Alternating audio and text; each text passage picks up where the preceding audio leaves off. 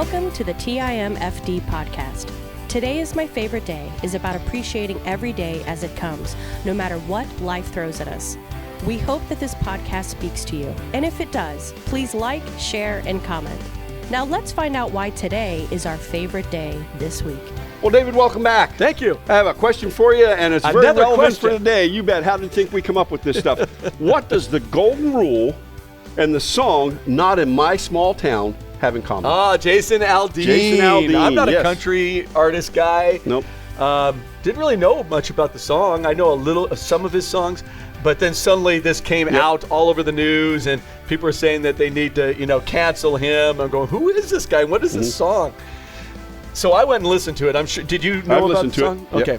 I had not heard about it until they talked about it. Well, I hadn't either. No. Apparently it had been out a while. May. Yeah. It came out in May. I had no clue. So they bring this up, so I go watch it. It became my favorite song. Yeah. Now, why did it become my favorite song? Well, for one, I struggle with the whole woke movement. So if you're part of it, I struggle with it because it's not biblical. So that's a reality there. And if they've listened to us at all, they know that. Yeah. and it doesn't mean I don't love you. It's just the when we talk about the woke movement, which we're going to talk a little bit about here. But Jason Aldean was basically saying, I live in a small town, or if you're living in a small town, and all the craziness that went on in the 2020 time frame, 2019, 2020, all that stuff, where there was all those riots and craziness going on. And Black Lives Matter was involved with the kind of leading the whole thing. And by the way, Black Lives Matter, I had pastors come up to me in 2019 and said, we want you to walk in a march for the Black Lives Matter. I went up and read on it because I knew nothing about it and read up on it and said, no way on this earth am I doing that. Right. Now, here's the reason why. Anti-Christian, anti-anything we stand for. Right. And I wasn't going to be joining in with that. And some pastors got upset with me. Well, I think that's what a lot of people do. They don't research and look at what they're getting. Yeah, they caught up in the emotion of it. And I got the emotion. I got the idea. A man was killed. George Floyd. And people were upset about that, and rightly so. I get it. But to just start destroying everything and no. And that's the idea of not in my small town. Right. And by the way, Black Lives Matter, a lot of the people that are in that video, because he does show a lot of the stuff from the riots that went on at the time. Did you notice a lot of them were 20-something white males? Yeah. I thought it was really interesting. Yeah. And so he was showing that on the video. So the movement itself at first was, hey, we matter, right? Then it became really I think a racist group who are basically saying Black lives are the only thing that matters, which is not right. And every life matters. Yes. All colors matter. Everyone matters because all of us are created in the image of God. So Aldean was talking about, you go out, I think the beginning of the song says, sucker punch a guy on the street, steal an old lady's car, hijack her car. Right, spit in a police officer's face. Spit in a police officer's face. And the other one was point a gun at a liquor store owner, right? Which these are all different types of people. Right. And all colors that were getting attacked and beaten up by and taken from. And he goes, but not in my small town. You're not doing that here. Right. So I got the idea, not in my small town, but I grew up in the big city. I grew up in the San Francisco, San Jose area, and really grew up mostly in San Jose, the big city. And in my neighborhood, there's no way anybody would get away with that kind of stuff. Right. The dads worked together. The parents worked together. And we couldn't get away with stuff. Yeah. I mean, it just really was a case. And a lot of them were people that went to church, people who understood that there was a God in charge of this whole thing. Well, and that's where you came right back to the whole thought process that we asked here, the golden rule. And when you have good, godly people who are running the neighborhood, so to speak, I mean, and we've talked about it before we started here. And I grew up less than 20 minutes from Center City, Philadelphia, in suburbia. Yeah. Okay. But there's no way. Our town was 1 square mile, and I guarantee you that they just stood back to back and protected each other. Yeah. Yeah. And that was an interesting thing because I grew up in a kind of a group where there's a lot of Japanese, Chinese, Hispanic people in our community. So there was a lot, kind of a melting pot of people, and that was the case. We're gonna protect each other, and that was even in a large city, which is kind of interesting. But let's go back to the golden rule, Matthew 7:12. I just want to read it. It says, "So in everything, do to others what you would have them do to you, for this sums up the law and the prophets." The law and the prophets in the scripture, it says that the greatest commandment is to love God. Second greatest part of the greatest commandment is to love others. So when we love God and love others, then the way we want to be treated is in that kind of mindset. We want to love people. So when I looked at the song, I looked at the video. I wanted to watch the video.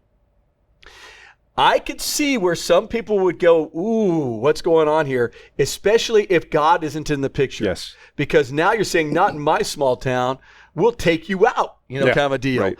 And I could see how people would kind of go, whoa, on that. But if it's said, and not in my small town, we honor God, we honor our parents, and we are going to be respectful to authority.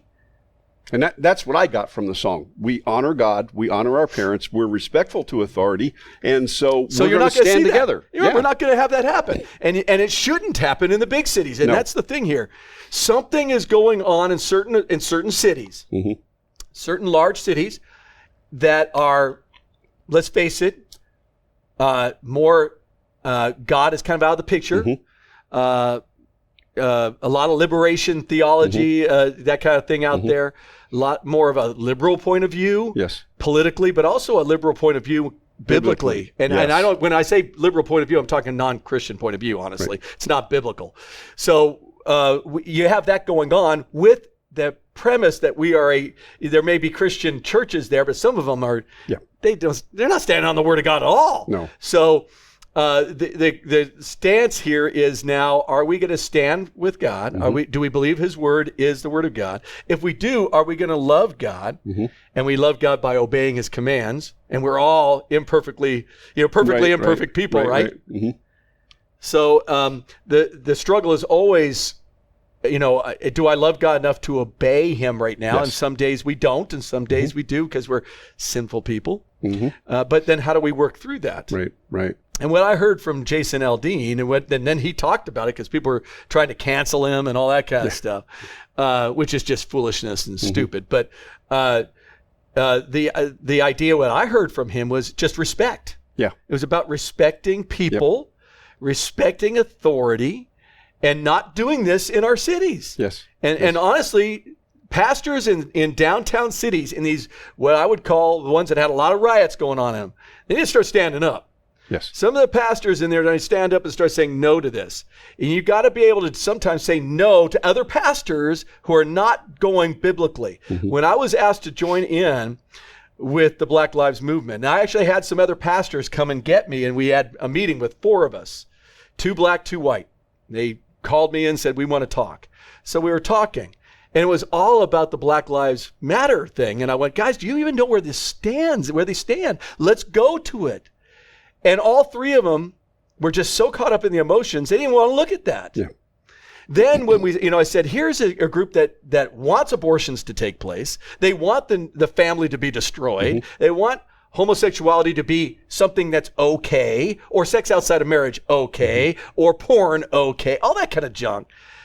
And so we had to have some conversations. And one of the conversations is said, guys, almost 75% of all black births out of black families are coming outside of marriage.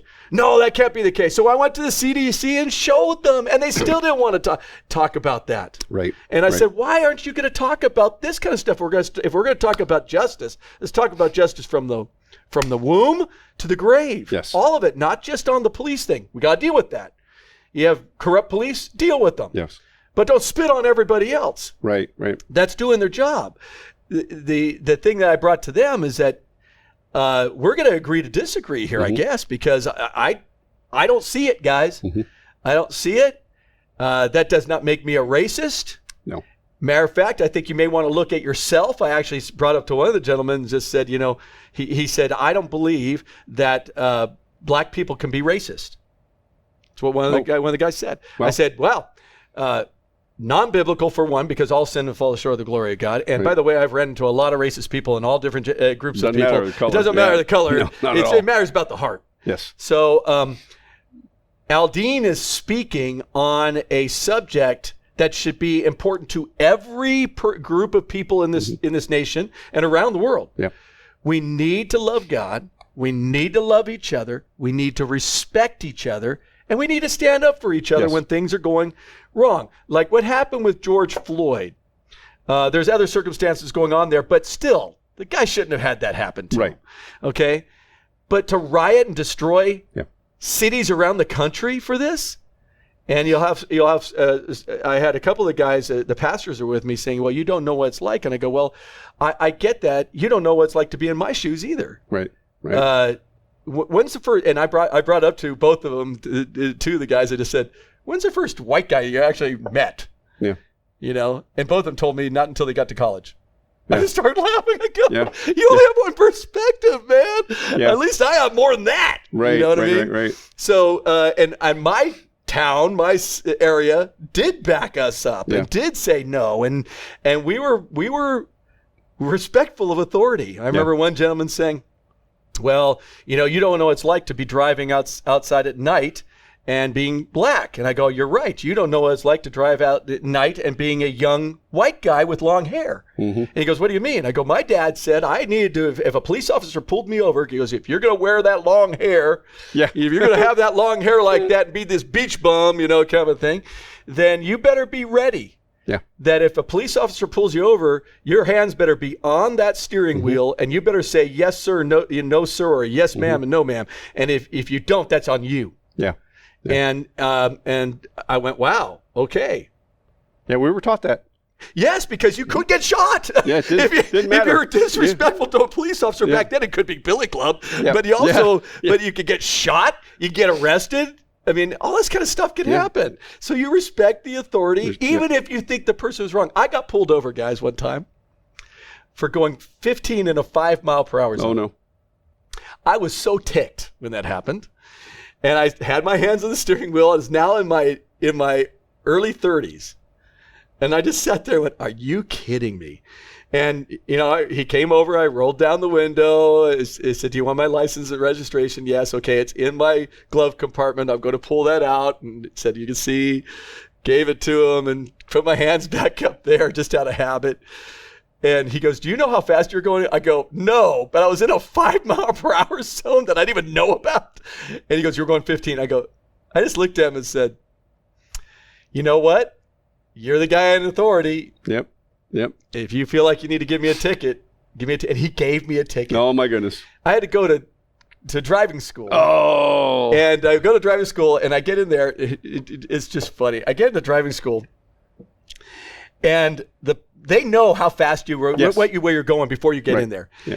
And he gets everybody to tell them what they did. You know, I was going 75 in a 35 mile per hour zone, all this stuff. And finally, the guy goes, Mr. Towner, I'm with you.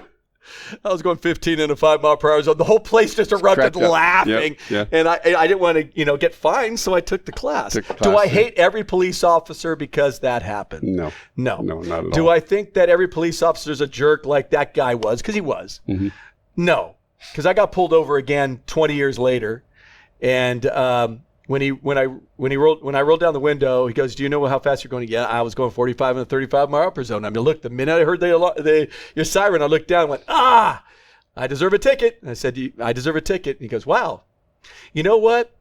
Thank you for saying that. And he goes, have a good day. And try to drive slower. Yeah. And I go, why aren't you giving me a ticket? He goes, because you're respectful. I just had somebody that was totally disrespectful to me. Yeah. So, police officers are human too. Yeah. And there's a golden rule in play. Yeah. You treat others how you want to be treated. I remember I was in Nevada, and at one point in time, Nevada didn't have real speed limits, right? And that's right. Yeah, right. And so I was going from one of my locations to another one, and this Porsche passed me like I was standing still. Now, I was probably doing 85, maybe even 90, right? Okay. And there's nobody behind me. At least I think. I think the highway patrolman. I think she came out of my trunk. I have no idea. She just showed up. Yeah, she just showed up. Probably behind a sign somewhere. Pulled me over, and so I did the same thing. Hands on the steering wheel. Wait for her to come up and talk to her. And she said, "You know how fast you were going?" I said, "Yeah, we need you to slow it down." I said, "Did you by any chance see that Porsche?" She said, "Yeah, there's no way I was catching him." So true. Yeah. Let's be honest. Yeah. And then so, have a nice day, go on. But, if you want to be treated politely, treat other people. Expect respect. Yes. And if we could give that, and that's what I think Aldean was talking about. I know what he was talking about. He's talking about respecting people, about loving people, about being a family and working together. It doesn't matter your color. It doesn't matter your background. Work together to help each other instead of attacking each other. And being supportive, when these pastors got me together with them and disagreed about BLM, but I did agree that we do need to address the justice issue that's happened within the Black community. Yes, because it's bad. It is, and in the Hispanic community, by the way, a lot of people forget that we have that issue. And if you go into South Dakota and those areas, it's Native Americans. Yes, so so it's about we got to look at that always. And I agreed with them. I said, that's what we need to do. We need to sit down with police and kind of talk about this and what we need to do about it. But we also need to start from, if we're going to do the justice thing, let's do the justice from the womb all the way through. Right. And all three pastors told me if we dealt with that, people will leave our churches. Yeah. And I said, there's the problem. Some of the people that left my church went to yours. Yeah. And I said, I want to stand clean before God on these subjects, on these issues, all of them, so we can make sure that we're doing the golden rule, loving people, respecting people, and also being biblical. Right. And so for us, the song, I love the song. It's a cool sounding song for one. Yeah. Has a little more of that rock style to it anyway with the heavy guitar. But the tone of it, he never talked about anything racist in it. No. None of that stuff. And it was just thrown out there as being mean. They threw people throwing stuff out there. You're being a racist. You hate, Black people, whatever. Yeah. And it was wrong. Yeah. So what's happened is now that's backlashing and people are getting on those folks for saying that kind of stuff. I'm not so much for that. I'm more for, let's look at the core issue. The core issue is if people don't know who God is, if they don't realize that who is in charge of this whole thing and that God loves them, then it's going to be hard to find respect in our communities. It's going to be hard to keep families together. Yes. And it's going to be hard to keep marriages together. Marriage is hard. Yeah. Yeah. It's hard. And especially with everything going on around us. And if you go through stuff like what Tanya and I went through, which was not only a child that dealt with mental illness and pretty bad, but also a child who died. Yeah. When you go through that kind of stuff, it's hard on the marriage. And if we did not work on ourselves all the way through all the stuff now, we wouldn't have made it. And we're still working through the stuff. Yeah. We're making sure we're going to counseling, making sure we're doing this stuff. But that's respect to our God, respect to each other and respect to our God, our love for God and our love for each other. And I think that if our communities would do more of that, and our churches need to do more of, this is what God wants us to do, to love people, to expect respect, and to look at people for the content of their character, as Martin Luther King Jr. said. Everybody calls him Martin Luther King. Yep. No, that was his father. His father was a great preacher. Yep. He was a great preacher, don't get me wrong, but it was Jr. who did all that. Yeah. If we could look at people that way, and honestly, when I was sitting down with these different pastors, one of them just said, "Well, it's easy for you to say that as a white man." And I said, I get it to a point, but I also think that's pretty racist. And he didn't like that at first, and I said, the bottom line is if we look at color and say that color is what matters more than anything else, we've got a problem. Yeah. We've got a big time problem. And that means a heart issue problem. It is. And, the whole woke movement, diversity, equity, and inclusion, they have taken that and twisted it so that it isn't love your neighbor like yourself. No. It isn't. It's all, and it's about, we need a certain amount of colored people in certain places, certain women and men in certain places. And now they're getting fired. Those positions are getting fired, by the way, a lot. Right. It's being left, the corporations are going, this isn't working. You know, after what happened to Bud Light, and when people just said, I've had enough. And what's happened to Disney now? Disney is losing tons of money. And honestly, what's going to happen with CMT? Well, and I think CMT's going to go through this too. And part of what this is that people like you and me, a lot of the people that we know are saying enough is enough. Yeah, we've had enough. You know, and that's all different colors, by the way. Yeah, it doesn't matter. Different, and by the way, different languages. Yes. Yeah. Just going, this is just stupid. Yeah, it is. You know, and remember when you said one of your kids in our youth ministry, they were talking about that song, and one of them said, not in West Chase. And West Chase is like a high-end community, you know. Right. They're going, that guy happened there. And there's a ton of different types of people in that community. Right. And 17 years old. He recognized it, you know. Yeah, not going to happen in my community there. Yeah. It's not going to. But what's happened is we as parents and grandparents need to show respect. We need to show people love. We need to love the next generation, and help them understand what this is about. Right. That's what my dad did for me. Yeah. I don't know if I've done it well enough for my daughters and grandsons. I don't know. I seem to have a respect that was with my dad of almost fear in many ways. I loved him, but I didn't want to challenge that guy ever. Yeah. It just wouldn't work, you know, and it made no sense. And my mom, when she would say, I'm disappointed, I mean, I'd rather have her beat me than that. Yeah, absolutely. And so there was something about the love and respect to parents that maybe we have forgotten a bit or lost a little bit. And our job is not to come in and do the opposite of not in my small town and just be mean people and go, not in my small town, without God's love, without God's respect. I'm just going to get rid of you kind of that goes wrong against what I think Jason Aldean was talking about. I do too. And I think we would encourage you to listen to the song with an open mind. Go in there and just like we talked about, do unto others as you'd have them do unto you. Listen to the song and make your own judgments. And I think most people, if they do that, would probably agree with us. But maybe not. Well, if you're not, you got to have to really look about your answer. Yes. Look at your answer. Is it biblical or not? Right. Is it biblical or not? And I think that the way you could look at it is, if he's talking about I'm going to get revenge on somebody, not biblical, then that's not biblical. Right. Then yes, you're right. That could be a problem. A real big problem. Yep. But if he's saying, not in my small town, we're not going to let this happen. We're not going to let someone sucker punch somebody, steal a car from an old lady, or put a gun to a store owner's head, or spit on a cop. We're not going to let it happen. Yeah. Right. And we're not going to let it happen because we want to be respected, we want to be loved, and we want to love the people around us. And I think if we do that, we're going to be in a whole lot better place. Well, David, I think we've answered the question. As best we can. Thank you for listening. This has been Today is My Favorite Day. David Towner, Sam McKeown. Have a great day. We'll see you on the next time. See you later. Thank you for listening to TIMFD, Today is My Favorite Day. Views, comments, and opinions are those of the host and guest alone, and Dave and Sam are solely responsible for the content of this podcast. TIMFD is produced and directed by Alex Korn. Music is composed and performed by Chuck Fott. Thank you for listening. Have a great day, live intentionally, and be very blessed.